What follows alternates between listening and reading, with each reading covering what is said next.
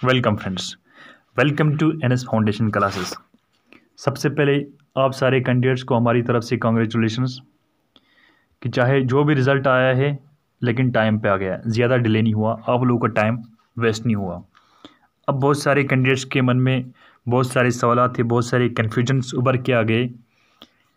बहुत सारे कैंडिडेट्स ने मुझे पर्सनली डीएम भी किया कि सर आप हमें बताइए कि क्वालिफाइड का मतलब यहाँ पे क्या होता है। सबको यहाँ पे क्वालिफाइड शो कर रहा है, रिजल्ट में ऑलमोस्ट 0+ पॉजिटिव स्कोर क्वालिफाइड है।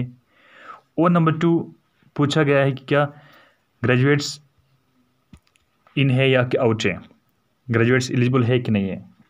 क्योंकि ग्रेजुएट्स का तो स्कोर शो हो रहा है, यहाँ पे ग्रेजुएट्स सारे लिस्ट में आ गए हैं, तो इनका क्या बनेगा अब। और ऊपर से और एक बहुत सारे मन में कैंडिडेट्स के मन में ये घबराहट है कि कट ऑफ क्या रहेगा। अब आप सारा के सारा वन बाय वन डिस्कस करेंगे, इसमें थोड़ा डरने की ज़रूरत नहीं है। सबसे पहले क्वालिफाइड जो है, क्वालिफाइड का मतलब सेलेक्टेड नहीं होता है, these are not selected candidates.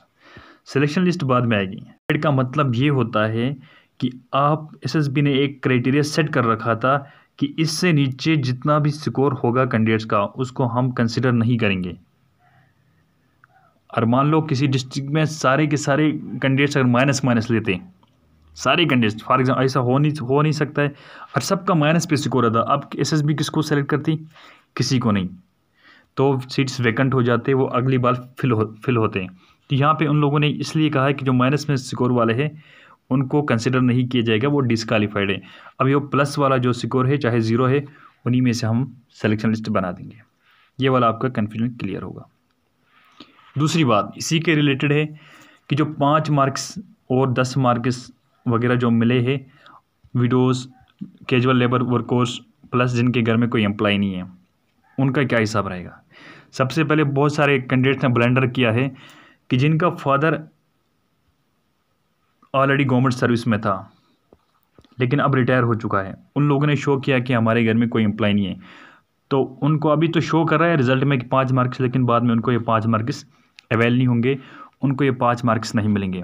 क्योंकि पूरी तरीके से साफ रिक्रूटमेंट नोटिफिकेशन में लिखा है whether your father is in government servant और हैज़ बीन, फादर या कोई भी मेंबर ऑफ फैमिली अगर है या रहा है कभी भी, या पेंशन ले रहा है, कुछ भी रहा है, तो उसको 5 मार्क्स आप अवेल नहीं कर सकते हो।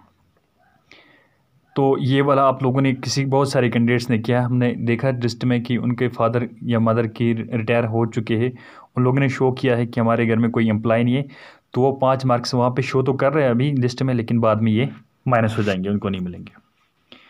अब क्वेश्चन नंबर 2 ये है कि ग्रेजुएट्स के क्या बनेगा, are graduates eligible or not.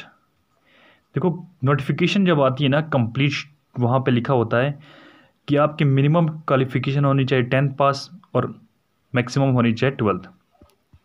10th 12th वहाँ पे लिखा है, लोअर और अपर लिमिट रीच का उन लोगों ने कम्प्लीटली मेंशन किया है। और जब आपने फॉर्म के लिए अप्लाई किया तो वहाँ पे जब 2 ऑप्शन आ रहे थे कि do you possess qualification about 10+2, yes और नो, ये वाला आप अच्छे से ध्यान से सुनिएगा। जब आप येस को टिक लगा रहे थे तो आपकी फॉर्म प्रोसीड नहीं हो रही थी, वहाँ पे लिखा रहता है कि आप इसके लिए एलिजिबल नहीं हो। जब आपने कहा कि मेरे पास 10+2 के ऊपर क्वालिफिकेशन नहीं है, तो आप प्रोसीड कर सकते फॉर्म के लिए। तो सबसे बड़ा जो मेन जो यहाँ पे है पॉइंट, वो फॉर्म का है। अगर नोटिफिकेशन में क्लियरली मेंशन भी नहीं हुआ तो फॉर्म में क्लियरली मेंशन था कि आप 10+2 से ऊपर आपके पास क्वालिफिकेशन पोजेस कर रहे हो कि नहीं कर रहे हो। जब आपने यस किया है तो आपकी फॉर्म प्रोसीड नहीं हो गई, आप इनएलिजिबल हो गए। नो किया कि हमारे पास 10+2 से ऊपर क्वालिफिकेशन नहीं है, तब आपका फॉर्म प्रोसीड हुआ। अब बहुत सारे कैंडिडेट्स ने नो करके प्रोसीड किया है कि हमारे पास नहीं है। अब ग्रेजुएट्स नो करके, सबसे पहले ग्रेजुएट्स की सबसे बड़ी जो मेन प्रॉब्लम है, उन लोगों ने नो जो किया ना, सुप्रीम कोर्ट के रूल के मुताबिक अगर कोई भी कैंडिडेट या कोई भी एस्पिरेंट कोई भी एग्ज़ाम में अगर अपनी क्वालिफिकेशन हाइड करता है, छुपाता है, तो उसको एक तो पेनल्टी है, पनिशमेंट मिलेगी। दूसरी बात, अगर वो अभी जॉब में उसकी हो भी जाती है सिलेक्शन, तो जब भी वेरिफिकेशन अभी जब भी पता चलेगी तो उसको जॉब से निकाला जाएगा।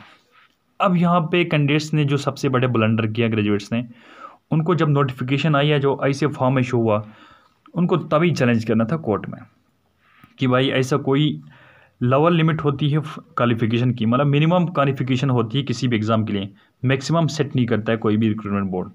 ऐसा नहीं होता है कि आप 10+2 के ऊपर अप्लाई नहीं कर सकते। ये आज मतलब ये क्राइटेरिया सेट किया था एसएसबी ने। ये मानना है कि एसएसबी की एक बड़ी गलती थी भी, लेकिन कैंडिडेट्स की सबसे बड़ी गलती हो गई उस वक्त ये किसी भी कोर्ट ऑफ लॉ में चैलेंज नहीं हो गई। अब कैंडिडेट्स बोलते हैं हम चैलेंज करेंगे, अब चैलेंज नहीं हो सकता भाई। एक तो आप लोगों ने वहाँ पे एक तो क्वालिफिकेशन हाइड करके प्रोसीड किया यस करके कि हमारे पास क्वालिफिकेशन नहीं है, तो आपने सबसे पहले वहाँ पे फॉर्जरी की, झूठ बोल के ओके कर दिया। दूसरा, आपने एक सारा कुछ लिखा होता है वहाँ पे अंडरटेकिंग में, आपने सिग्नेचर थंब सारा का सारा आपने वहाँ पे अपलोड किया कि हम जो सारे रूल्स है उसके मुताबिक हम जो कंडीशंस हैं उसको एक्सेप्ट करके आगे फॉर्म अप्लाई करें। तो कोई भी कोर्ट ऑफ लॉ दुनिया का जो है इसके खिलाफ नहीं जा सकता है गवर्नमेंट के खिलाफ, क्योंकि यहाँ पे कैंडिडेट्स को एक्सेप्ट था ये रूल, तभी जाके आप लोगों ने फॉर्म भी भरा, अप्लाई भी किया, एग्ज़ाम भी दिया। अब जाके आप बोलेंगे हम कोर्ट में चैलेंज करेंगे। Now this is called mala fide intention. Court इसको बोलता है मैलाफाइड इंटेंशन। मैलाफाइड इंटेंशन में ये होता है कि आपका इरादा गलत है, गलत इरादे से जा रहे हो, और आपको यही करना था तो पहले करना था। तो here simply in terms I would say कि ग्रेजुएट्स और नॉट एलिजिबल। ये क्या है? नॉट एलिजिबल है ग्रेजुएट्स, कंप्लीटली नॉट एलिजिबल, इसमें कोई शक नहीं, कोई दो राय नहीं है। अब बहुत सारे कैंडिडेट्स के मन में ये भी क्वेश्चन उठेगा कि ग्रेजुएट्स अगर एलिजिबल नहीं है उनको कैसे पता चलेगी? कोई तो बेंगलोर से ग्रेजुएशन किया है, किसी ने कहीं और से किया है, फॉरेन से किया है, कहीं से भी किया, इग्नोर से भी किया, वो कैसे पता चलेगी? हर कोई JK बोस से थोड़ी ये कश्मीर यूनिवर्सिटी से थोड़ी पढ़ा है।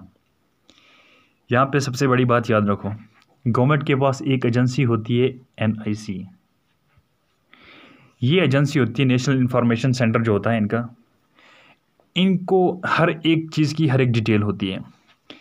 इनके पास एजुकेशन डिपार्टमेंट्स की लिंक होती है पूरे ऑल ओवर इंडिया। इनके पास मेडिकल की भी इंफॉर्मेशन होती है, सब कुछ इंफॉर्मेशन होती है।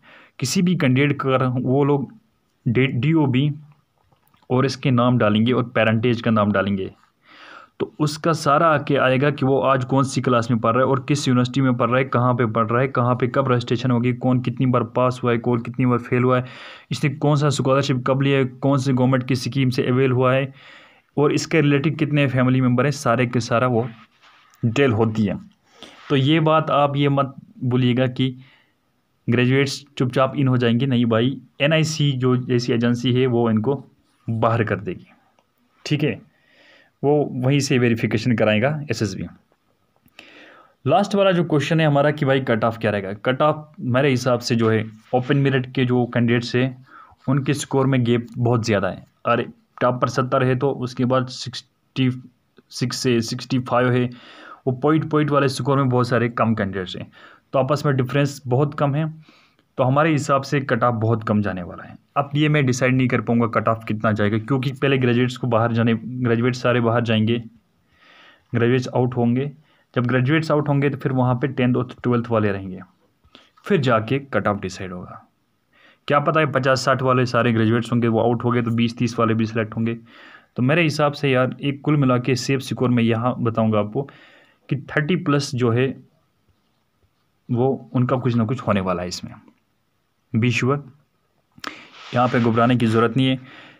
ग्रेजुएट्स को भी मैं आपको सजेशन दूंगा कि आप ग्रेजुएट्स को आप बाकी कम्पिटिटिव एग्ज़ाम के लिए तैयारी कीजिए। फाइनेंस, अकाउंटेंट, JK PSC के बहुत सारे एग्ज़ाम हैं, बहुत कुछ होने वाला है आगे। हिम्मत मत हारिए। कोर्ट में जाने का कोई सोचा है कि अभी नहीं? कोर्ट में आप 1-2 बंदे आपसे पैसे लेंगे कि हम स्टे लाएंगे, ये करेंगे, सारा पैसा आपका ज़ाया हो जाएगा, डस्टबिन में फेंकी जाएगी आपकी पिटीशन, क्योंकि मैलिफाइड इंटेंशन के थ्रू जा रहे हो आप, सारा फॉर्जरी केस आपके ऊपर बनेगा।